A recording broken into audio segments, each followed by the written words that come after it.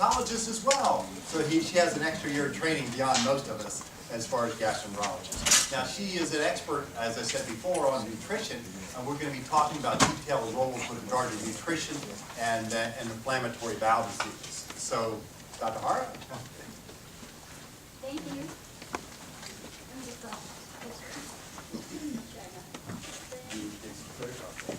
Okay. All right. Well, thank you, and I'd like to take some time to thank Crohn's Colitis Foundation of America for this invitation to participate in this program.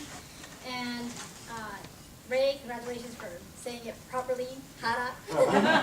It's spelled J-A-R-A, but it's my parents are from Ecuador, so it's Jara. Okay. So today I'm going to be discussing the use of dietary management as an integral part of inflammatory bowel disease care. On the agenda, we're going to address a couple of issues: the credibility gap on diet and inflammatory bowel disease, the challenges of diet research in inflammatory bowel disease, and evidence-based approaches, including nutritional deficiencies and symptom interventions, and also engaging patients on diet, flare diet, and then return to a full diet. So why diet in inflammatory bowel disease? Well, patients are interested in this, in diet relationship to inflammatory bowel disease. It is the #1 reason for calling the Crohn's Colitis Foundation America web telephone line. It's a top concern on Facebook chats, and patients are often looking for dietary advice. So it's a really hot topic. Patients correlate change in diet with food-related changes in symptoms. And then often these changes occur without any changes in disease activity. So if you look at the bottom, these are just some books that are available out there where patients will try to get some information. One says you can heal from inflammatory bowel disease. The other is the IBD remission diet, and this is what to eat with IBD. That's just a few that are out there that patients go to for some information, but may not be the most helpful. Food-related symptoms result in patients using extreme diets. So what does that mean? Some patients start trying to pick certain diets to see if that helps with their symptoms. There's the specific carbohydrate diet, there's paleo diet, macaroon diet, and macrobiotics. So just some of the more popular diets out there have been like the paleo diet that I don't know if everyone is familiar with that, but it's basically trying to get back to what humans would eat many years ago. So going back to meats, avoiding processed foods. So this is basically like Neanderthals, how they would eat. Macrobiotic diet is something that was originally German in origin, and then now the Japanese have modified it. It's basically even looking at having a yin-yang to certain foods, and even using certain cookware, avoiding plastics for cooking, and using more wood or glass-based utensils. So there's a lot of different types of diets out there that have been associated with maybe some benefit for inflammatory bowel disease, but really hasn't shown that statistically or in the data. What ends up happening in patients is when they start following certain diets, they end up restricting certain important nutrients, and besides that, they spend a lot of money on this. So one of the goals as physicians is try to prevent self-harm in patients who come to us for advice on diet, try to guide them the best way we can. What are the possible mechanisms that some individuals feel with changes in diet or certain diets? Is reduce antigens, toxins, or aggravating things. So certain diets, such as elemental diets, which are very basic diets and hard to take, or defined diets, are those pathophysiology that maybe it's reducing some antigen formation or toxins. Altering bacterial composition in the intestines. Well, as we know, food is the original prebiotic, meaning that it is what most of our probiotics or natural healthy bacteria feed on. And then some altered gas production and fluid retention. So those may be some concepts or mechanisms why certain symptoms are being perceived with these changes in diet. There's challenges to authority. There are several ads out there if you look it up. One simple trick, web ads, so they will advertise that by doing something very simplistic, you're gonna cure your inflammatory bowel disease.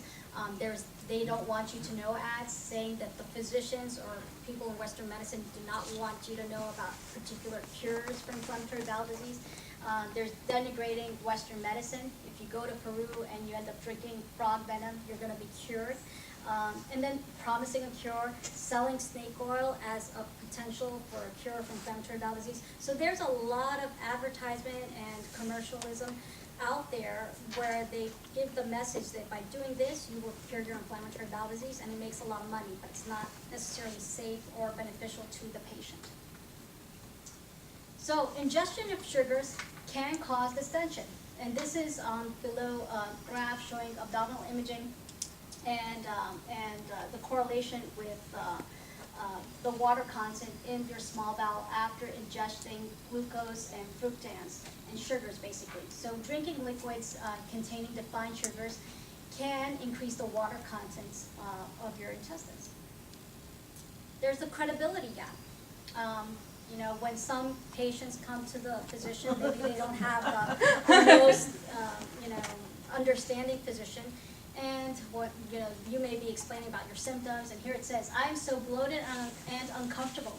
This doctor is clearly an idiot who knows nothing about inflammatory bowel disease. I'm going to get that diet book." Okay? Whereas the physician is saying, diet does not affect inflammatory bowel disease. So, the relationship with your physician is very important to try to get some guidance and information about the true effects of diet on inflammatory bowel disease.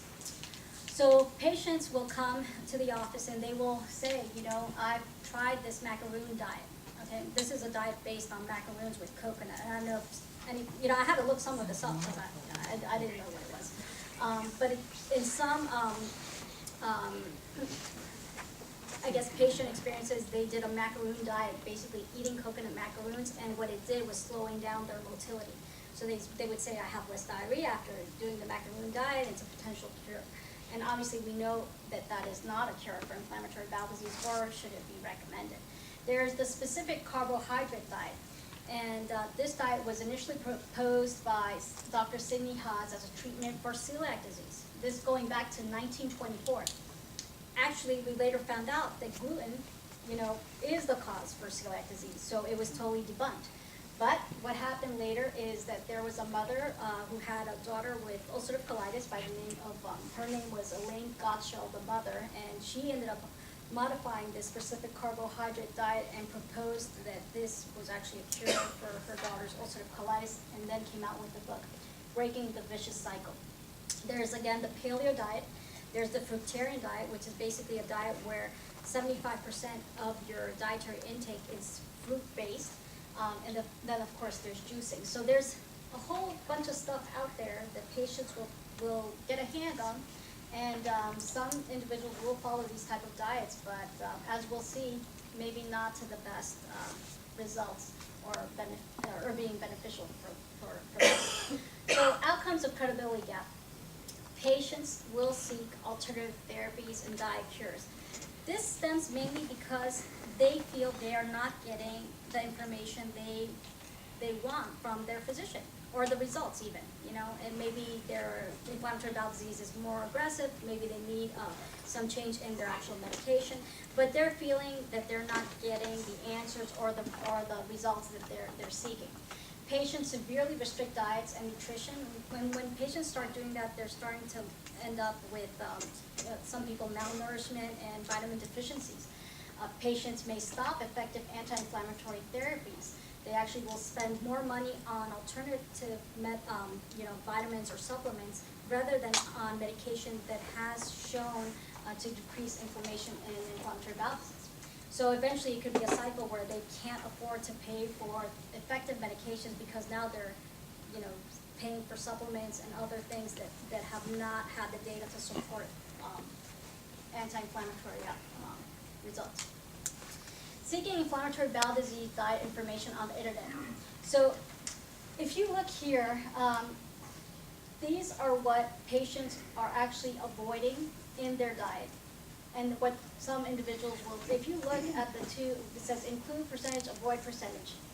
And if you see on the research, some papers will say avoid this. Others will say, include this. It's very confusing. The data out there on diet is actually very confusing for some patients. So some patients will say, well, I read this article.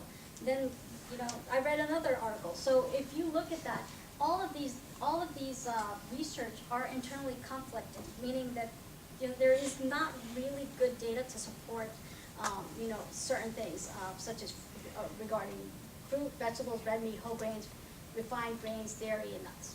Okay. Diet and risk of inflammatory bowel disease. So there were actually 19 studies performed, and this was to evaluate dietary patterns prior to an inflammatory bowel disease diagnosis. The study had 2,609 inflammatory bowel disease patients, so a lot of patients, right? And what they found was that maybe there was increased inflammatory bowel disease risk in patients who had total fat, polyunsaturated fatty acids, omega-6, and meats in their diets. So that was in some 2 to 6 times fold in polyunsaturated fatty acids. And that there could be maybe decreased inflammatory bowel disease risk with fiber and fruits. Now, this was just a study suggesting could there be a relationship with diet prior to a diagnosis of inflammatory bowel disease. What are theories on food and inflammatory bowel disease? So this is a schematic just basically showing certain things in terms of polyunsaturated fatty acids, PUFA or PUFA.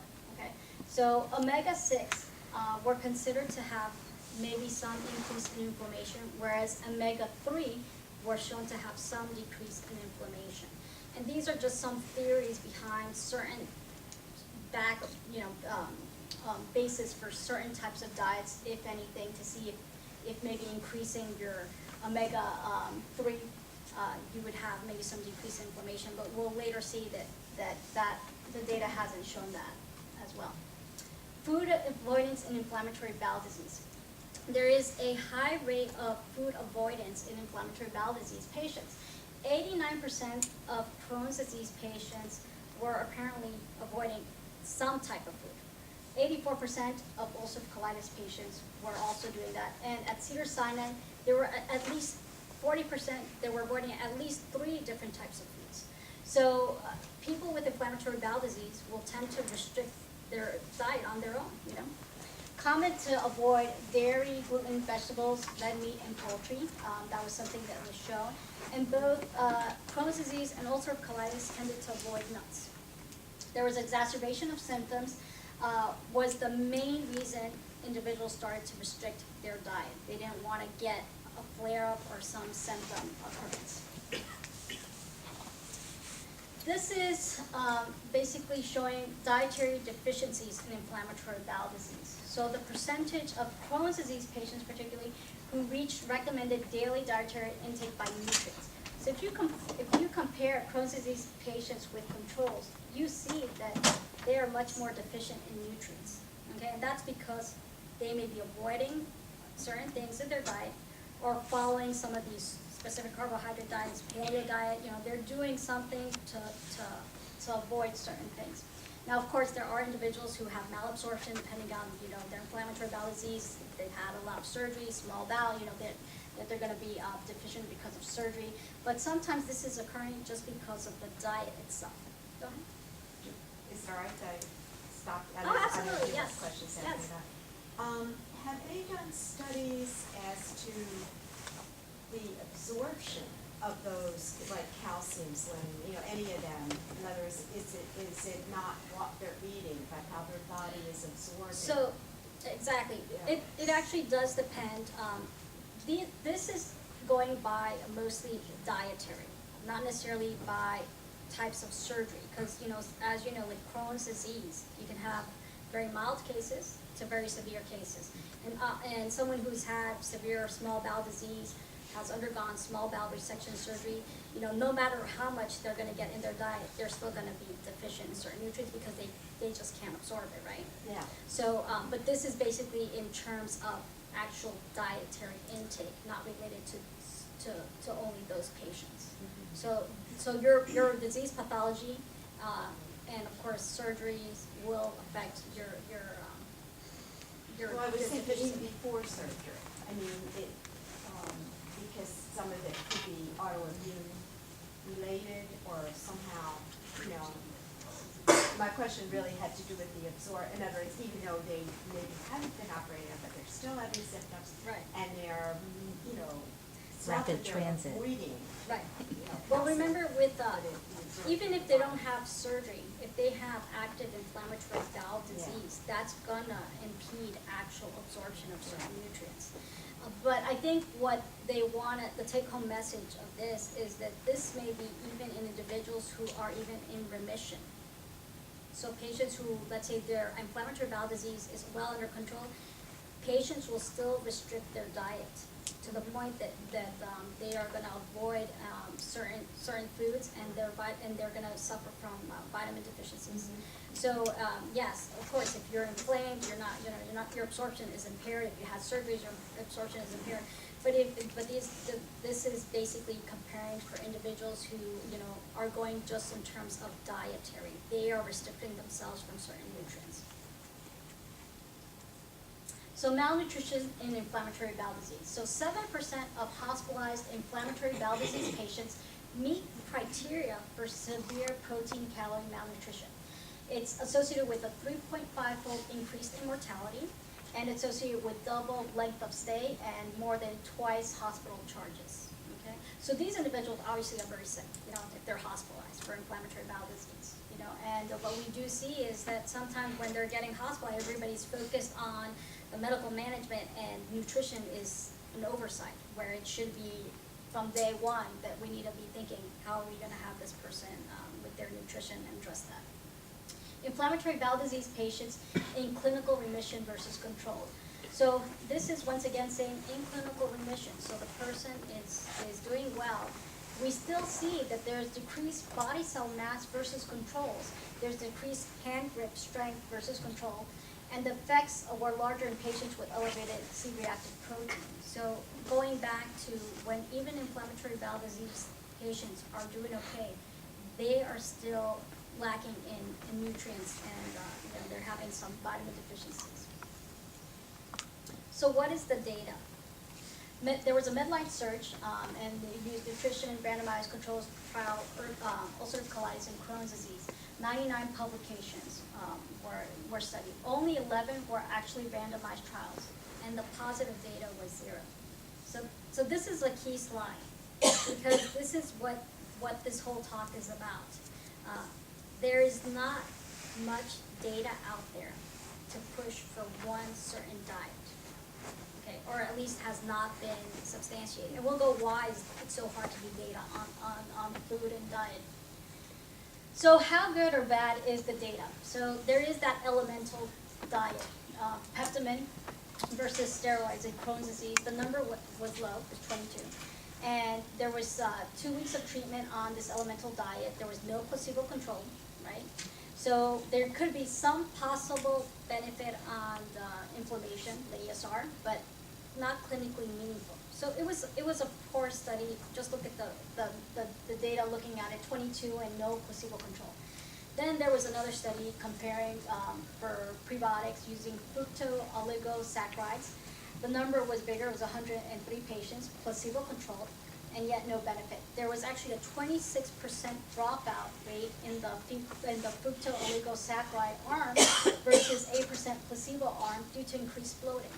So this is going back to the data is really not good, and we'll keep on going. So how about exclusive enteral nutrition therapy? So there was a Cochrane meta-analysis performed. It was 15 trials, a total of 334 patients that were studied.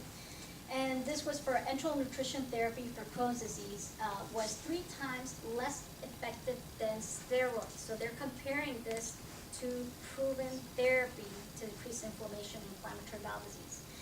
They tried different types of forms of enteral therapy, elemental, non-elemental, polymer, low fat, high fat, type of fat, did not matter. Basically, what the outcome was, enteral nutrition therapy was not very effective in inducing remission.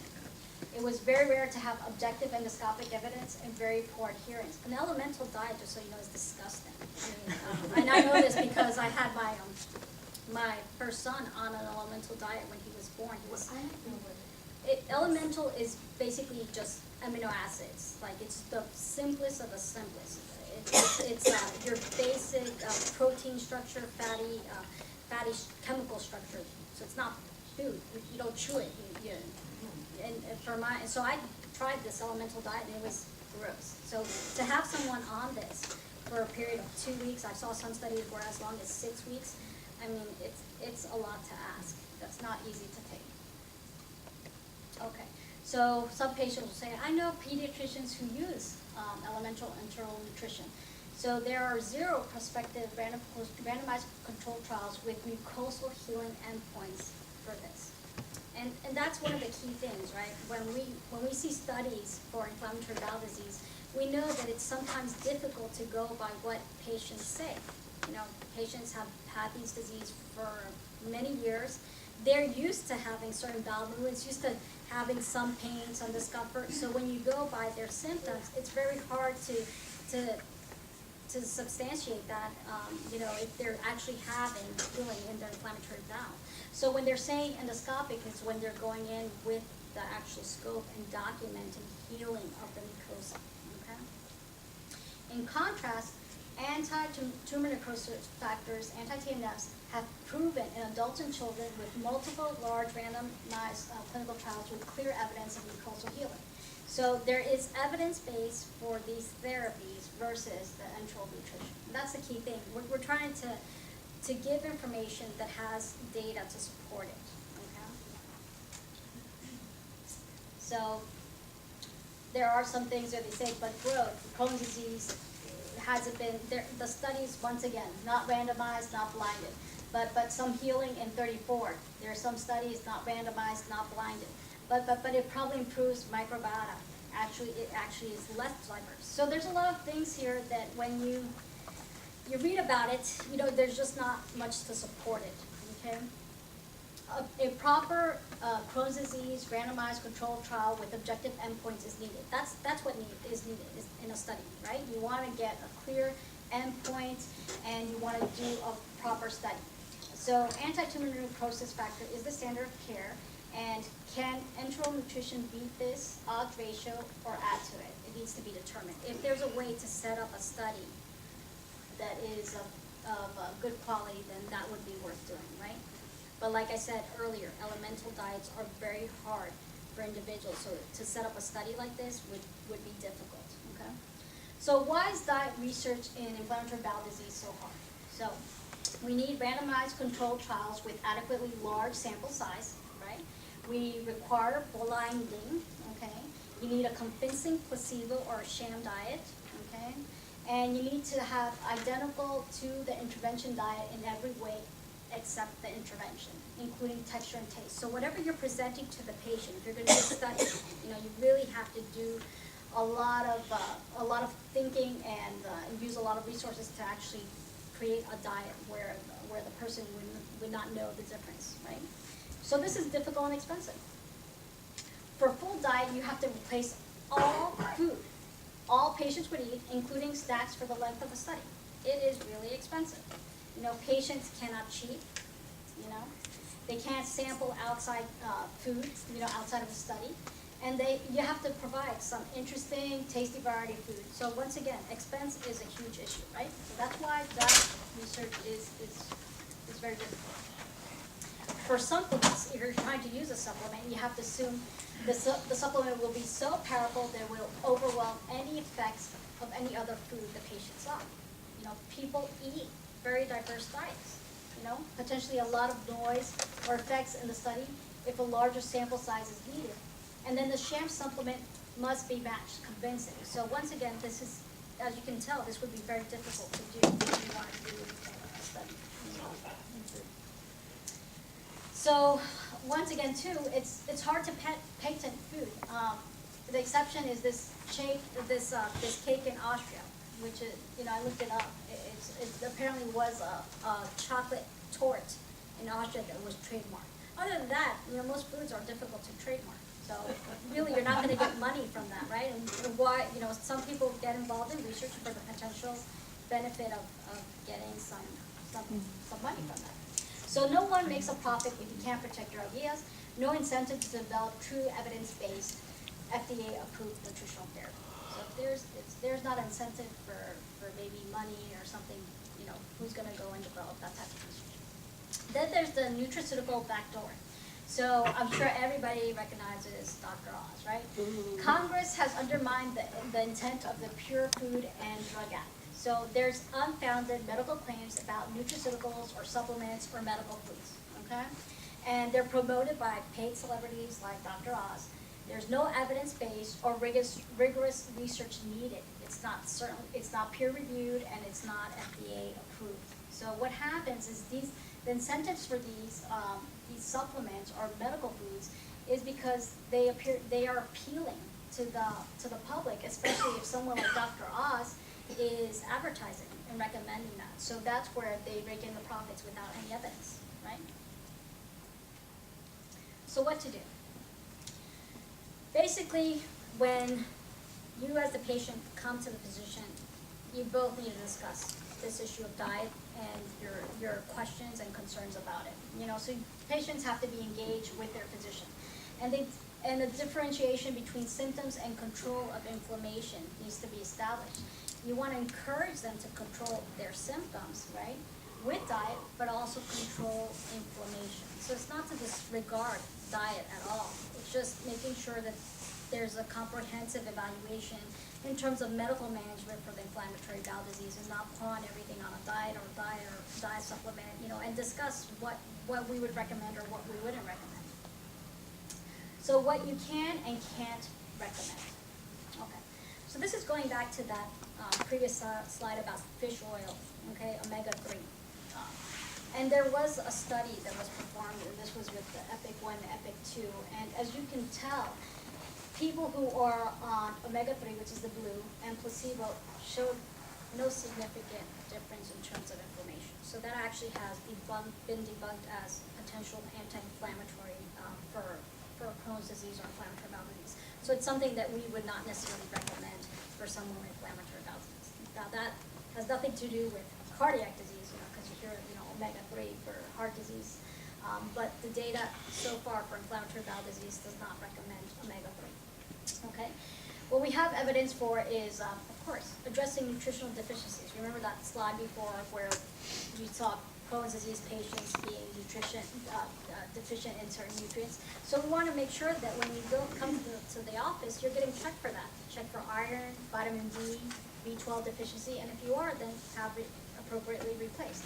You want to engage patients on taking these supplements regularly if they are deficient in them, right? So you want to make sure that they are avoiding getting vitamin B12 deficiency or iron deficiency, and reassure them when the lab results come back as normal and supplement when deficient.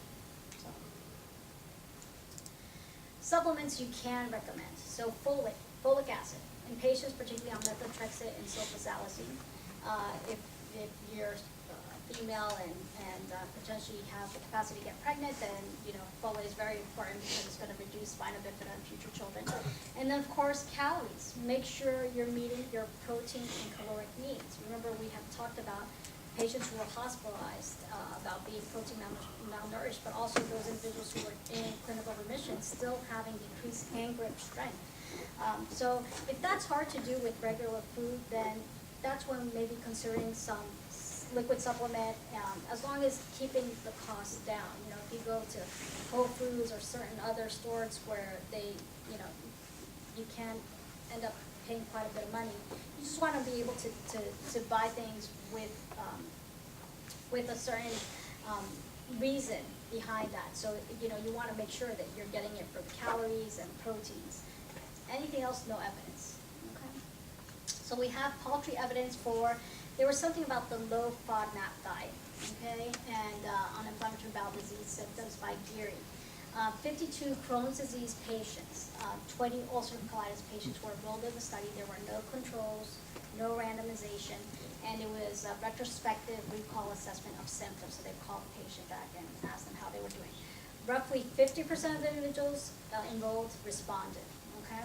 So there was improvement seen in overall abdominal symptoms, abdominal pain, bloating, passing gas, and diarrhea. There was no evidence for change in actual inflammation. People felt better then, okay? So people who did the low FODMAP diet did feel some improvement in their symptoms, even though the inflammatory aspect of the disease was not changed.